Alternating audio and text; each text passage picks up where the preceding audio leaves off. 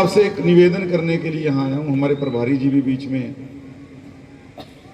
कि 2 साल हो गए हमारे एमपी और पौने 2 साल हो गए एमएलए साहब।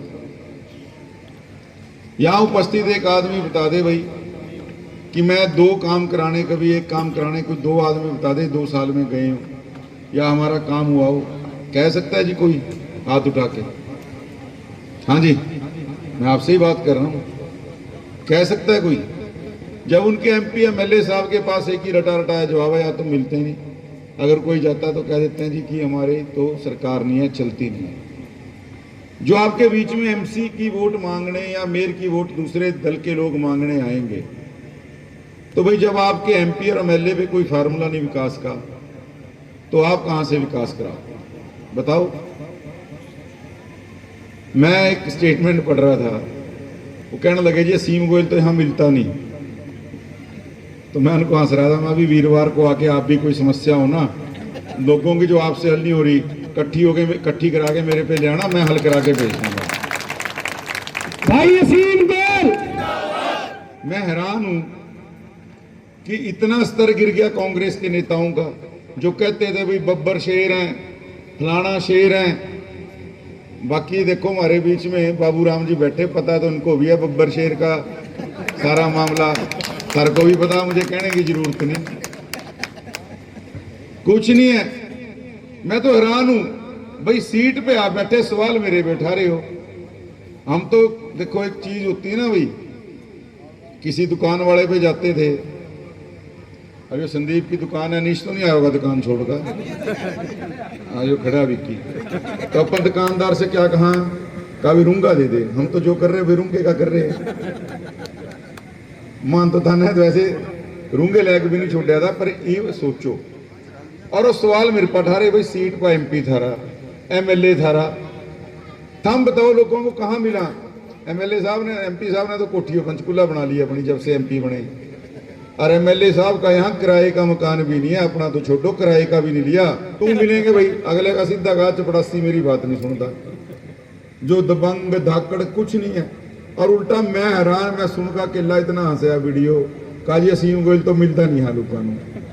तो मैं आपके माध्यम से ही भाई अब ये पत्रकार साथी की बात पहुंचा दी उनका, कि मैं तो हर वीरवार ਨੂੰ बैठूं और जे लोगों के काम थर से नहीं हो रहे, वो फैल था का मनु दे जियो, मैं फिर भी करवा दूंगा।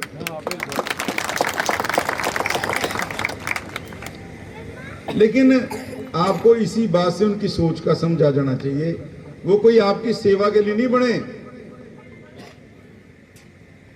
और आप नीचता देखो, ये हमारी बिटिया खड़ी है, आज मातृशक्ति बैठी है यहाँ, अभी एक वीडियो जारी करवाया हमारी बेटी के बारे में। राजनीति में नया होना कोई बुरी बात नहीं है, बिटिया को तो 15 मिनट पहले तक नहीं पता था कि मुझे टिकट मिलेगा। क्यों मिला? 60 साल हो गए इनके दादाजी पार्टी के साथ जब खड़े रहे, जब कोई पार्टी का नाम लेने वाला नहीं था। और उसमें तो कांग्रेस इतनी तगड़ी होती थी, इनके दादाजी एक बार 60 वोट से हारे, एक बार 135 वोट से हारे एमएलए का चुनाव। कांग्रेस ने लोभ दिया, प्रलोभन दिया, नहीं गए। तो मैं विचार के साथ ईमानदारी रखूंगा। और पार्टी ने सोचा कि आज अगर पुराने कार्यकर्ता को सम्मान देना है, जिसने विचार के साथ ईमानदारी रखी, वो अपने परिवार के साथ भी ईमानदारी रखेगा।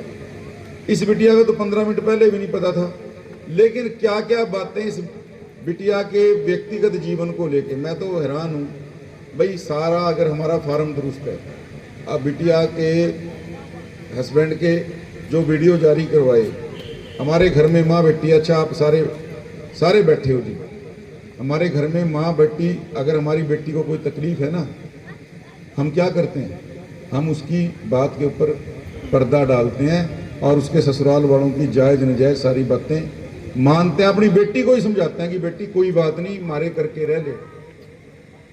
लेकिन इस बेटी की मैं दाद देता हूँ, इस जितनी हिम्मत भगवान हर बेटी को दे। आज मैंने इसके चाचा का दर्द देखा, मुझे कार्यक्रम में मिले उस वीडियो के बाद, कहना लगे भाई साहब मैं जानता हूँ हमारी बेटी ने कितने दुख सहे हैं, और मैं वीडियो जारी करके अपनी बात रखना चाहता हूँ। इस बिटिया ने तब भी कहा कि नहीं चाचा जी, हमने उन जैसा नहीं बनना, कोई बात नहीं। यानी आप इसकी हिम्मत देखो बेटी की, और उनकी नीचता देखो, कैसे किस प्रकार से बिटिया की कभी तुलना किसी से कर रहे हैं, इनके पति से झूठा वीडियो डलवा दिया, हमारे पे सारी चीजें कानूनी राइट भी हैं।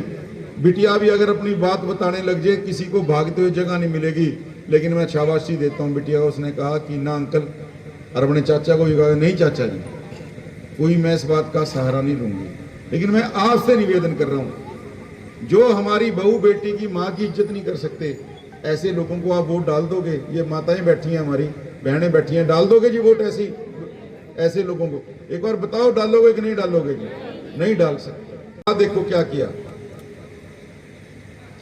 जो एक कांग्रेस का पार्षद पद का प्रत्याशी, इनके लिए कुछ हमारी बिटिया के लिए अपशब्द बोल रहा है। साथ ही क्या कह रहा है कि ये कुलविंदर कौर जी मेयर खड़ी हैं, मेरी माता जी। भाई कुलविंदर कौर जी हमारी भी बड़ी बहन है। ये तो भाईचारे का चुनाव है, हफ्ते बाद चुनाव समाप्त हो जाएगा।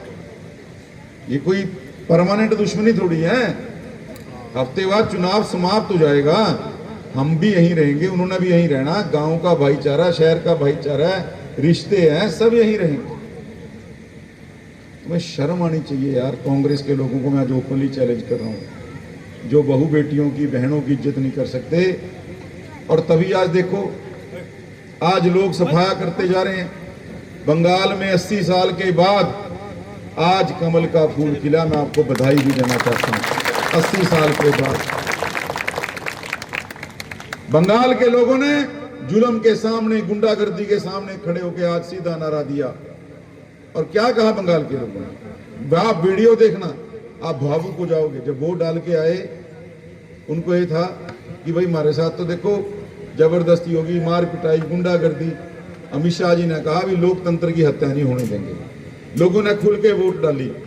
मैं एक वीडियो देख रहा था, जिसने वोट डाली वो उसने बाहर आके क्या कहा, उसने कहा कि हम तो कई सालों तक जय श्री राम का नारा भी अपने मन में घुट घुट के लगाते रहे, हमें तो ये भी आज्ञा नहीं थी कि हम जय श्री राम भी खुल के बोल सकें। बोले मेरी गर्दन चाहे कट जाए, लेकिन आज मैं वोट डाल के आया हूं, राम जी के नाम पे डाल के आया हूं, बीजेपी को डाल के आया हूं, और मैं आज कहता हूं कि जय श्री राम। और ममता दीदी जो है अपना सामान बांध ले, और आज वो सामान बंगाल की जनता ने ममता जी का सामान बांध दिया। की भारतीय जनता पार्टी, यहाँ पर आए मेरे बड़े बुजुर्गों, माताओं, बहनों और मेरे युवा साथियों को मेरा नमस्कार। और यहाँ पर आए हमारे आदरणीय पूर्व मंत्री श्री असीम गोयल जी, हमारी यमुनानगर की मेयर सुमन बहमनी जी, अक्षिता सैनी जी और डॉक्टर संजय शर्मा जी और सरदार मक्खन सिंह लबाना जी का यहाँ पर पहुँचने के लिए मैं बहुत बहुत धन्यवाद करती हूँ। आज मैं आप सभी के सामने एक उम्मीदवार के रूप में नहीं, बल्कि आपकी बेटी के रूप में खड़ी हूँ और मैं आप सभी से वोट की अपील करने आई हूँ। यदि आप सभी मुझे आशीर्वाद देते हैं तो मैं आप सबसे वादा करती हूँ कि हमारे क्षेत्र की हर गली साफ और सुरक्षित होगी। मैं आपसे निवेदन करती हूँ कि मुझे सपना रानी और हमारी मेयर प्रत्याशी अक्षिता सैनी जी को ज़्यादा से ज़्यादा वोट देकर जिताएं, ताकि हम एक टीम बनकर काम कर सकें। धन्यवाद।